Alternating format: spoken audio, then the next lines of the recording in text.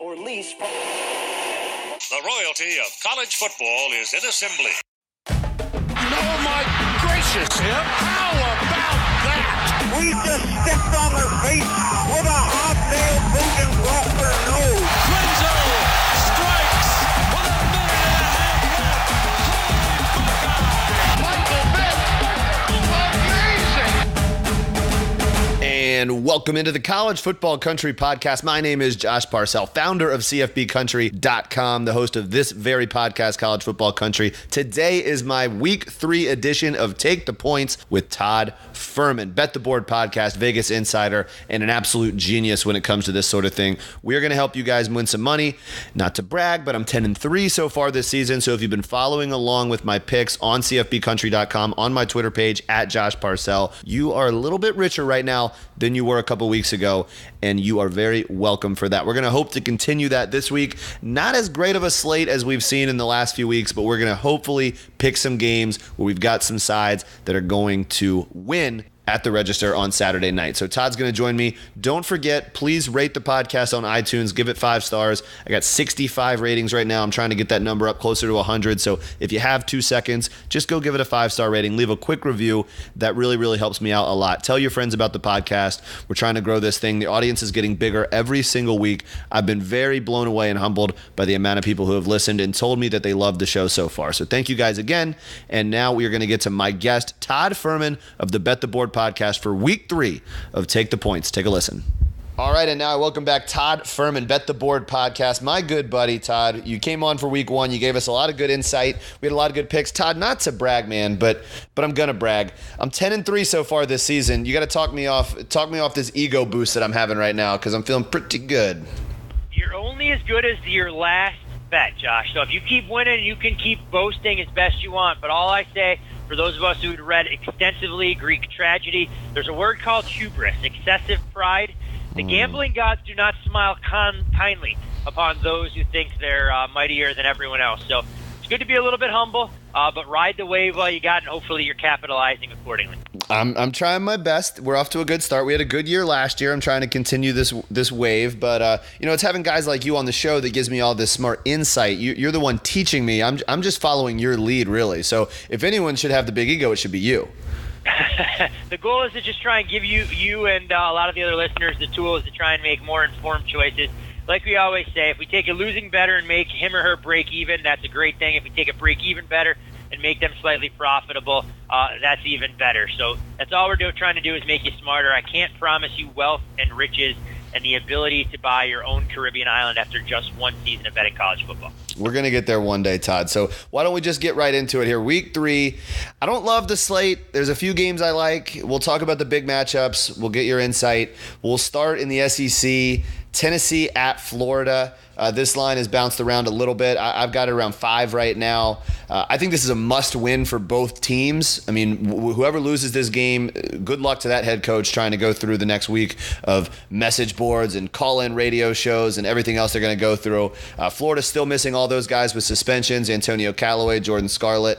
A lot going on here. What do you see in this game with Tennessee catching points on the road down there in Gainesville? I've figured that the SEC, knowing how important college football is to the health of the entire student body and the institution, would have tried to find a way to get the Gainesville Police Department involved earlier and have them sign off on this Antonio Callaway, Jordan Scarlett credit card situation that's really limited their ability to hit home runs and find big plays. Now, whether it's fortunate or not that they were able to have the game canceled last week, I think that works against Florida. They needed a confidence boost against Northern Colorado, but the Hurricane had other ideas. You look at this game, Josh, and I think you're going to continue to see money come in on the Vols. Not because the Vols are a good team by any stretch of the imagination. You don't go out there and put a Week 1 effort like they did 4th against Georgia Tech and expect people to think that you are clearly going to be a logical threat to Georgia in the SEC East. But this is a market showing some concern for Florida. Quarterback situation, yes, we know it's Felipe Franks, but is he the guy that can take the next step with more or less 2 weeks to prepare? I think points are going to be at a premium here. Florida's defense can force an early turnover or two to create a short field.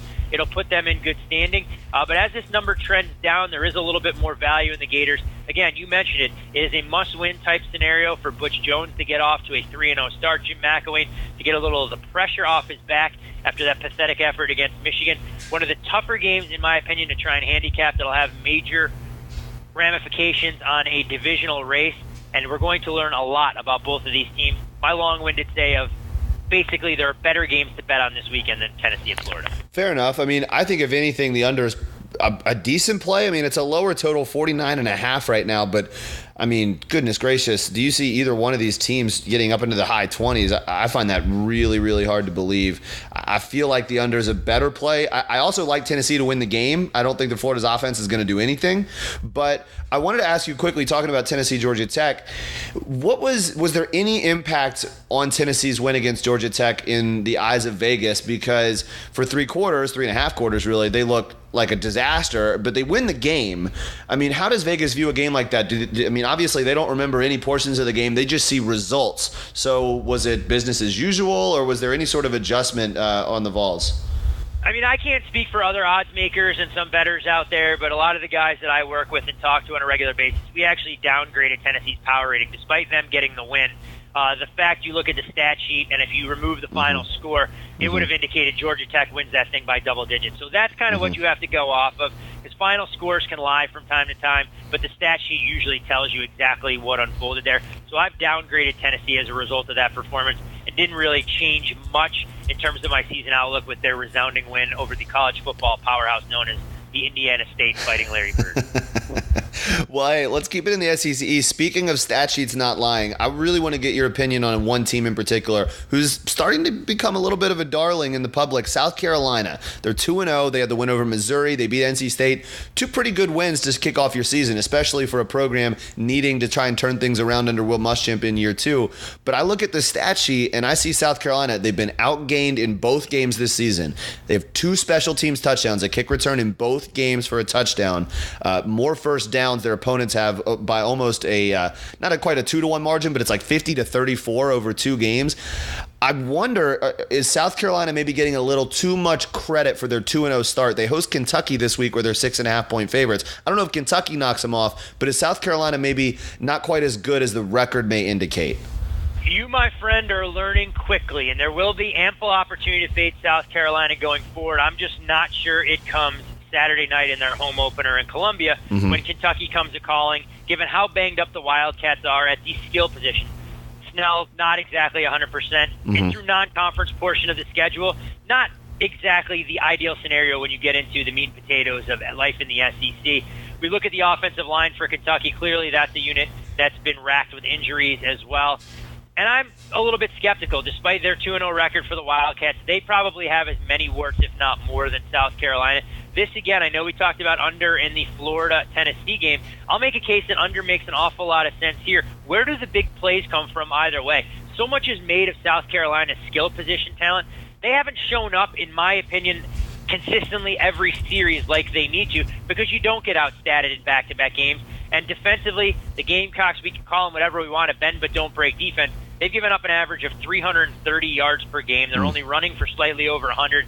That's not consistent, in my opinion, of a team that people are talking about as an SEC dark horse, unless something changes, and it changes in a hurry. Yeah, I agree. I think once we see them get into the SEC season, I mean, they play Texas A&M in a couple weeks on the road. That could be a really important game for the Aggies. And then, yeah, when they hit Arkansas, Tennessee, Vanderbilt. I mean, I think Vanderbilt, in my opinion, might be as good as South Carolina, even though everybody seems to love the Gamecock bandwagon right now. I'm holding my stock. I might be selling my Gamecock stock before long. Todd, let's move over to the Pac-12. This is a game, this might be my lock of the week, and I don't like giving out locks, but God, Washington State minus 21 at home against Oregon State. Tell me this is a trap, because I don't see how Oregon State, who couldn't even keep it within 30 against Minnesota, is going to be able to hang within 21 against Washington State. Well, I think when you look at this game, it's always difficult to lay a massive number between division rivals when one of them comes off an emotional comeback in overtime. Washington State pretty fortunate to be able to get the win against Boise. They faced a 3-touchdown deficit late there. If it wasn't for some questionable/poor decision-making from Cozart, I'm not sure we're talking about the Washington State Cougars with as quick a start to the season as we've seen. That being said, there are some injuries in the defensive backfield for Oregon State, which is going to make an uphill battle even more difficult when they take on the Cougars. I think as you handicap this game, we have to operate under the assumption that Luke Falk will be the starting quarterback. He was nicked up, wasn't able to finish last Saturday night. But I didn't see a massive drop-off, at least in a short period of time. If we're talking about laying 3 touchdowns, you want all hands on deck. For me, I think the market has more than corrected itself, Josh. It opened at 17 and ticked out to 21. It is definitely a lay it or don't play it type scenario. But one of these weeks we're going to get value in Oregon State. I just don't think it's going to be this week. Gary Anderson's team has definitely underachieved through its first 3 games. Well, and the stat that stands out to me about this game, Oregon State is 124th in the country in yards per attempt allowed defensively. That is out of 130 teams. That is not very good, and that's not a recipe for success against a Mike Leach team. I don't care who's playing quarterback. I mean, Luke Falk, who's been there for about 100 years, he took over in a similar situation. I don't care who plays quarterback if Falk plays this week, because when Luke Falk took over in 2014 for Connor Halliday, they were scoring 35, 40, 50 points a game. So Mike Leach breeds quarterbacks, no matter who's under center for Washington State. I think that Washington State comes close to touching 60 points in this game. I don't see how Oregon State slows them down at all. Well, if you believe, the Cougs hang that kind of crooked number on the board, you may have just talked yourself into a nice little over bet there, unless you think Washington State is able to shut them out. And we're talking about a 63-3 type whitewashing. Yeah, I don't know if we'll go that far. So I might do a little. I know you may not advocate for this, Todd, but here we go. Are you going to make a case for a correlated parlay here? Is that where you're going? You're going to play Washington State, lay the points, and go over the total? What's wrong with that? You know what? Honestly, when it comes to trying to figure out angles, correlated parlays, and I can't believe I'm about to say this, make a lot more sense than parlaying games looking for those massive paydays. Because if you feel that there is this scenario, whether it's favored and over or dog and under, you're going to have ample opportunity where there's a direct correlation between the two. Some books, depending on how high the totals get, or in most cases is low, won't allow it. So, for example, like Wisconsin against BYU, you can't go out there and bet BYU plus the 17 and parlay it to the under 41. Books aren't going to do that because there's a mathematical advantage that the sharper bettors are definitely going to look to exploit. Right, makes sense. Well, if the books let me do that, you may have talked me into going with a little parlay there, Washington State in the over. So we're going to stay on the West Coast.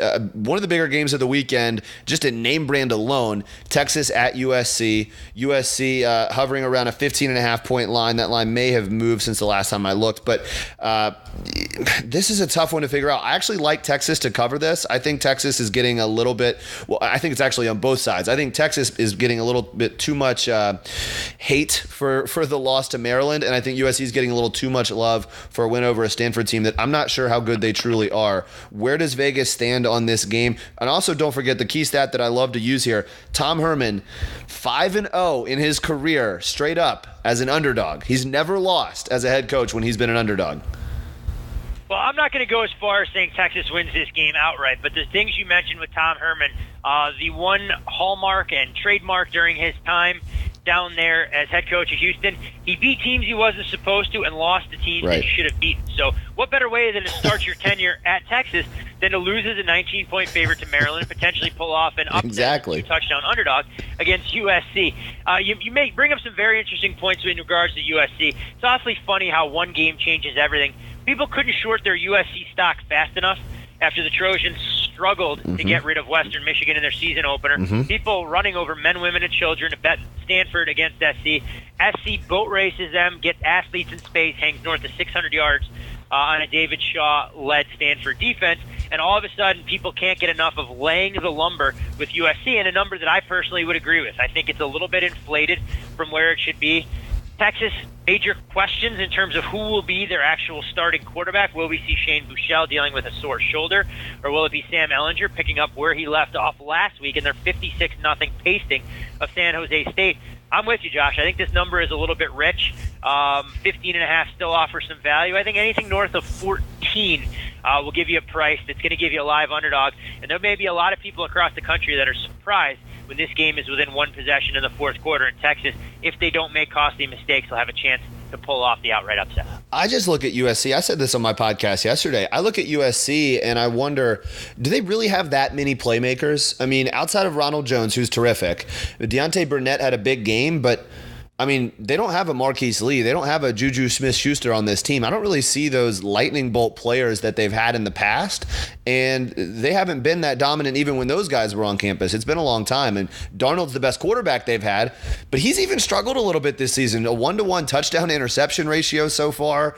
I mean, are we sure that USC is that good? I just wonder, are we putting too much credit in that Stanford win when we've only seen Stanford play against Rice, so we don't really know just how good Stanford is. That's a team last year that only scored 11 points in its 2 games against ranked teams. I'm skeptical of USC right now. And that's one of the things you're going to see early in the season. Which is a quality win? Which is a bad loss? What do you take away from it? And you can go back and forth, and I say it all the time. Well, people want to give Maryland credit for the win against Texas, but for Texas, it's a bad loss. Right. How is it one for one team and one for another team? Maybe we'll be talking about Maryland when they're 8-4 and the loss won't look as bad as it did week 1. And as you mentioned, if Stanford were to lose Saturday night to San Diego State, all of a sudden that game, the USC dominated the Cardinal, doesn't look as good. Right. So I think that's where you find some opportunity. And for me, this is a little bit of an overreaction to a one-game sample size. So I'm more than happy to try and take a shot with the Horns at anything better than 2 scores. Yeah, that's exactly along the same lines as what I'm thinking. So a couple more games. Oklahoma State at Pittsburgh. This is Washington State wasn't my lock. I really like Oklahoma State going on the road. I know that when you got a home dog, 2-touchdown dog, that's really, really hard to try and lay points with a team on the road. But Pittsburgh's defense is absolutely atrocious. 120th in the nation. I love yards per play. I'm assuming you probably do too. But I look at that defense. It got shredded by Youngstown State for 300 yards through the air. How on earth are they going to slow down Mason Rudolph and James Washington? I don't think they can, to be completely honest. And when you look at Pittsburgh, they struggle to move the ball for large stretches against Penn State. They lack a lot of the big play, explosive playmakers that they've had in the past. Narduzzi's defense clearly isn't up to snuff. You mentioned how many yards they've given up through the air. This is a Pittsburgh defense surrendering over 5 yards per carry on the ground. Oklahoma State's going to test you on the ground. They're going to test you through the air. You mentioned the fact how difficult it is to lay 2 touchdowns when you go on the road in unfamiliar territory, but Pittsburgh's not a daunting home field advantage by any stretch of the imagination. Early kickoff, I think if Oklahoma State is able to play from in front, get out to that 10-0, 14-0 early lead, they'll be able to play downhill. I've seen this Max Brown story before at USC. I was shocked when I read all the preseason comments that Pittsburgh thought he could be their quarterback to at least make this offense a little bit more potent. I think it's just a matter of time before we see the younger kid on Pittsburgh's roster take over under center. And for me, again, it's a lay it or don't play it type scenario. I'm not running to try and lay the points with Oklahoma State, but I would really want no part of Pittsburgh in this particular situation. I think Oklahoma State is really, really good. And I know Oklahoma's the sexy team in the Big 12 right now, but Oklahoma State, to me, I think has just as many weapons more weapons, to be honest with you, than the Sooners. And I read an article, Todd, earlier this week when I was researching this game that Pittsburgh's really hopeful to get its fullback back for this game. You don't beat Oklahoma State with fullbacks. I mean, is the fullback? By fullback, do they mean lockdown corner? I mean, is he going to go a little two-way football? Darrelle Revis isn't coming through that door. Yeah, I was going to say, you know what?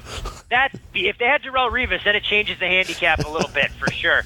To work in Pittsburgh's favor. But yeah, he's not coming through there, and there's nobody else capable, in my opinion, on that defense of really limiting Oklahoma State and what they can do both on the ground and through the air, unless it's Oklahoma State shooting themselves in the foot. Right. So another game that I really liked early in the week, but the more I read, the more I see other people kind of on the same train, and I hate getting on the underdog, the darling of the week. Mississippi State, 7-point home underdog against LSU. Night game down there at Davis Wade in Stark Vegas. An LSU team that we don't really know a ton about outside of Darius Geis. They pretty much just relied on him and rode him to that win over BYU 2 weeks ago. At Orgeron in a big spot on the road. I mean, I think Dan Mullen's the better coach in this game. I mean, all signs are pointing to a Mississippi State cover, if not a win. But it seems like everybody else is on board with that. So when everyone else is on board with that, I get nervous. I get scared away from those underdogs. I'm not sure what LSU is right now. I mean, we've seen them go out there and they dominated UT Chattanooga. Big freaking whoop. I mean, who cares? Right. We saw them shut down BYU, the BYU Cougars offense. I mean, they might not be able to score in a phone booth the way that they've been able to struggled, I should say, to move the football. So this is Matt Canada's debut, in my opinion. You're on the road in hostile territory. Has Danny Etling taken the next step? Can you do something to force them to respect your passing game, opening up running lanes for Darius Geis? Mississippi State on the other side, don't be fooled by some of their defensive metrics. This is a team right now holding opponents to under 2 yards per carry. Well, it helps on one play against Louisiana Tech that counts as a negative 87-yard rushing gain. So if you use that to normalize their numbers, I believe that they're surrendering a little over 4 yards per carry.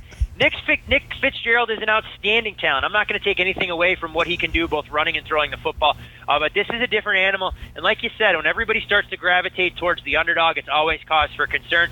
Me personally, I think over makes a little bit of sense. 51.5, 52 widely available. I have a feeling this could have a little bit more offense than we've seen in recent meetings. When you talk about making a case for the dog, I can understand where people are coming from. The last 3 times these two teams have played.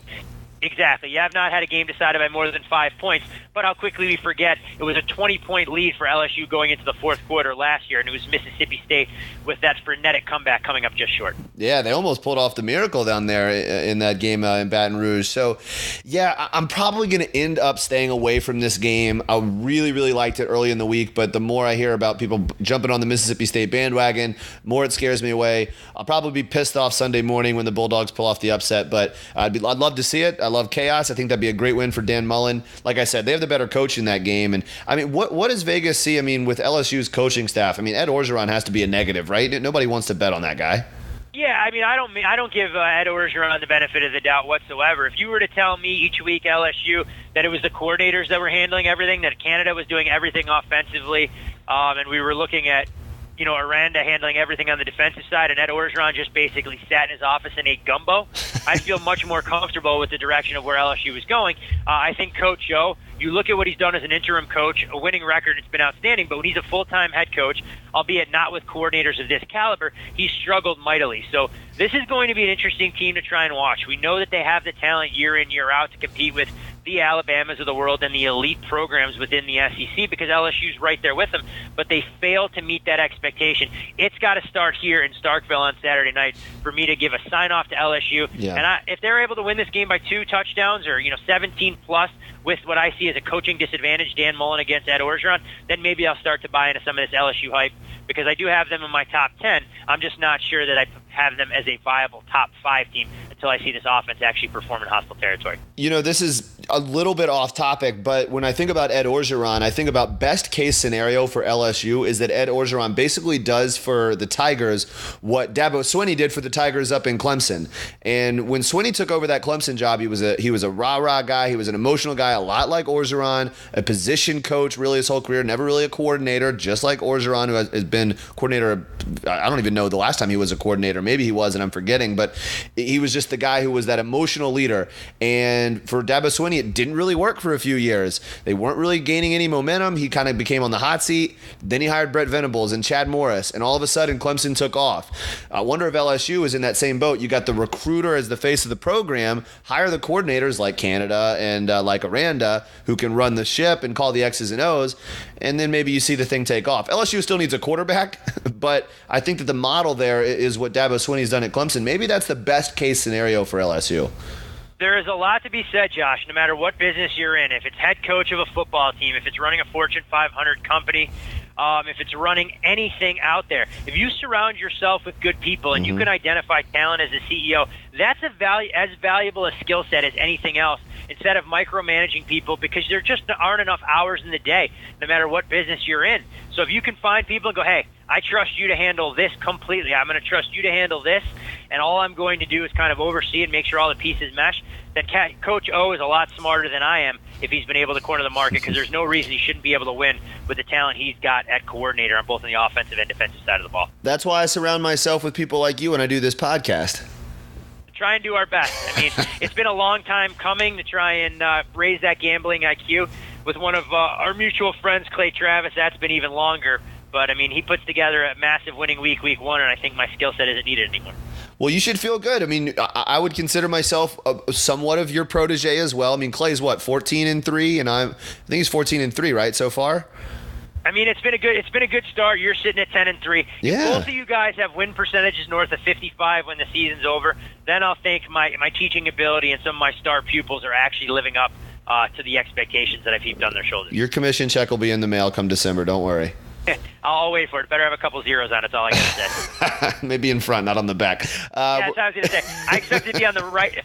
I expect it to be on the right side of the decimal point, not the left. I can't make any promises. Vice versa, I should say. Yeah, it doesn't matter. Let's just get to 55% before we start worrying about commission checks. How about that? Last game that I want to talk to you about, obviously, Clemson, Louisville. The Tigers, 3-point favorites on the road at night, primetime game. Everybody in the world is picking Clemson in this game. I want to pick Clemson too, but I'm starting to come around. I start thinking in my head all of the teams that have gone into Louisville in these big games, whether it was Florida State last year at a noon kick or whether it's these teams that have gone in on Thursday nights or Saturday nights, prime time. That's a hard place to win. Kelly Bryant in his first road start. I'm talking myself out of Clemson, even though they have the better team. They are better on just about every position outside of quarterback. Something tells me Louisville's going to do something funky and win this game.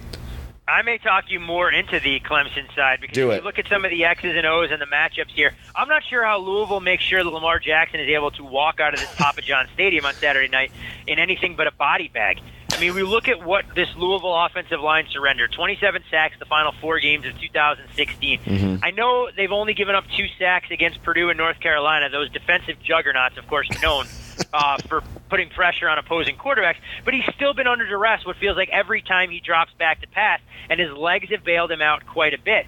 I'm not sure he's going to be so fortunate because the one thing we know in college football, defense travels, and that's exactly what Clemson has.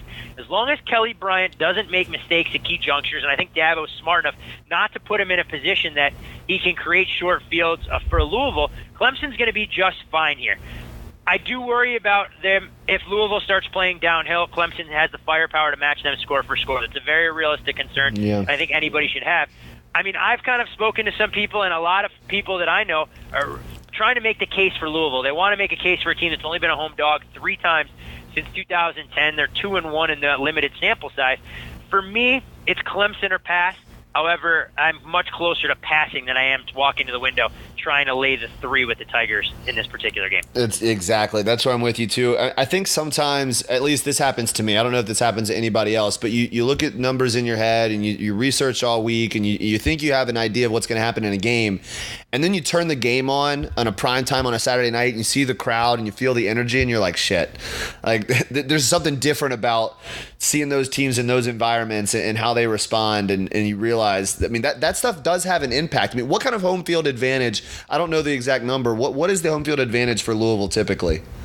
It changes. I mean, every scenario is a little bit different. I think this is where sometimes recreational bettors just try and use a baseline number. So for me, in a primetime situation like this, knowing everything that Louisville is going to try and put into it, I'll give the Cardinal 4.5 points of home field advantage here. I won't quite go higher than that, but that's towards the top end of what I typically will give for a Saturday night primetime game. Penn State similar in a whiteout type scenario. Yeah. You do have to factor that in. The biggest thing in all of these kind of instances, these teams just have to start fast, because when you play in front of that kind of crowd with all that emotion, if you get down, it zaps the energy out, and as energizing effect it can have when you're running well, it can do the exact same thing, 180-degree difference. So it's a game that if Louisville wins, hey, I'll tip my hat to them and start to buy into Lamar Jackson, Heisman 2.0, and temper some of those expectations for Clemson. But I fully believe the Tigers are the more complete football team.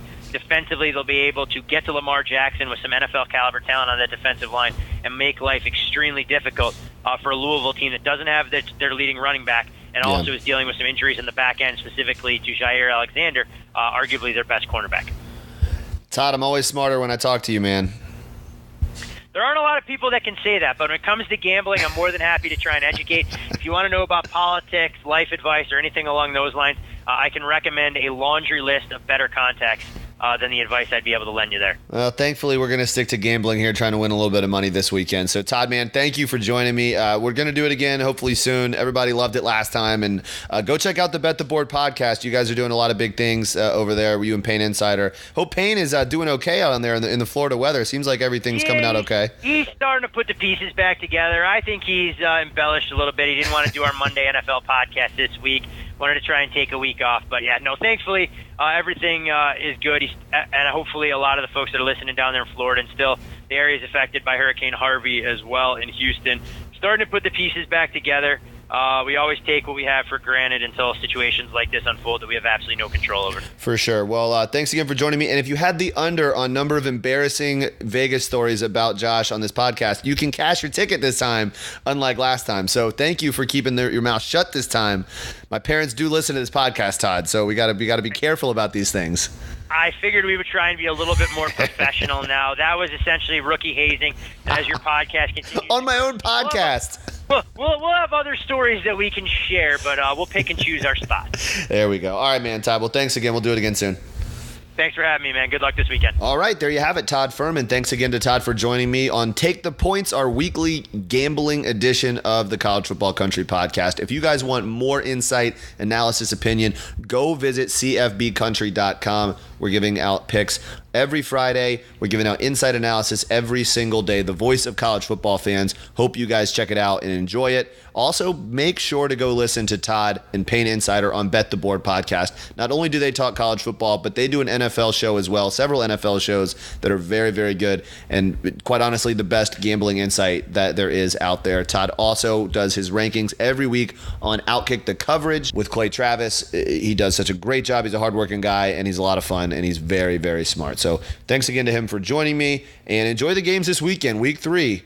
College football, we're almost hitting that first quarter mark already, so enjoy it while it lasts. A lot of great games this weekend. Hope you guys enjoyed them. Hope you guys took some of our advice, make some picks, take Washington State and the over. There's your winner this weekend. Hope y'all are listening. That's your winner. Be well. Enjoy the weekend. Go Hokies.